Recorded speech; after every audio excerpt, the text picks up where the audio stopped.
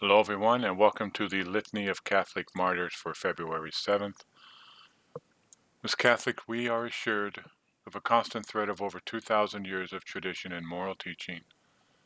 Within this thread are those who have sacrificed their lives through the shedding of their blood for the faith and for Holy Mother Church. On this day, we remember these martyrs in whom, through their sacrifice, have aided in the growth and stability of the Holy Catholic Church. As the Catholic Catechism number 2473 states, martyrdom is the supreme witness given to the truth of the faith.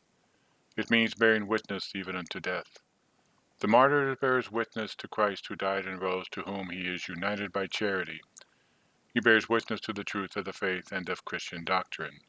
He endures death through an act of fortitude. Quote, "Let me become the food of the beast, to whom it will be given me to reach God." Close quote. In union with this, I offer this story by the Venerable Bishop Fulton Sheen. He explained that when the communists took over China, they imprisoned a priest in his own rectory near the church.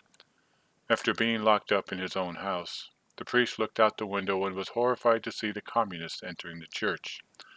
Once inside, they went into the sanctuary, broke open the tabernacle, and in a hateful act of desecration, threw down the ciborium, scattering the host on the floor.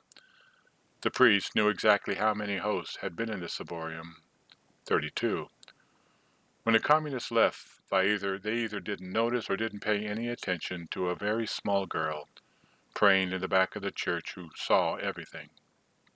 That night she returned, and slipping past the guard at the rectory, entered the church where she made a holy hour, perhaps of reparation for the desecration she witnessed of the Blessed Sacrament. After her holy hour, she went into the sanctuary, and kneeling down, she bent over and received Jesus in the Holy Communion with her tongue, since it was not permissible at the time for laymen to touch the sacred host with their hands. Each night the girl returned to the church to make her holy hour and receive Jesus in Holy Communion on her tongue, just as she did the first night. On the 32nd night, after having consumed the last hope, the last host, and it is the last hope, she accidentally made a noise that awoke the guard who was asleep at his post by the priest's residence. From his bedroom window the priest could only watch in horror as the heart-rending scene unfolded before his eyes.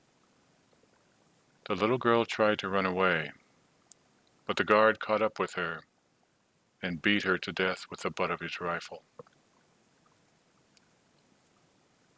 These are the men and women and children today what we honor for a similar act.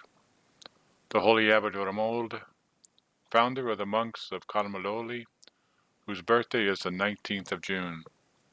At London, in England, the birthday of the Blessed Bishop Augulus, who terminated his career by martyrdom and deserved to receive an eternal recompense. In Phrygia, Saint Adaucus, martyr, an Italian of noble birth, who was honored by the emperors with almost every dignity. Whilst he was still discharging the office of quaestor, he was judged worthy of the crown of martyrdom for his defense of the Catholic faith. In addition, many holy martyrs, inhabitants of the same city, Phrygia, whose leader was Adaucus, just named, as they were all Christians and persisted in the confession of the faith, they were burned to death by the Emperor Galerius Maximian. At Heracles, in the legion of Licinius, Saint Theodore, a military officer who was went victoriously to heaven.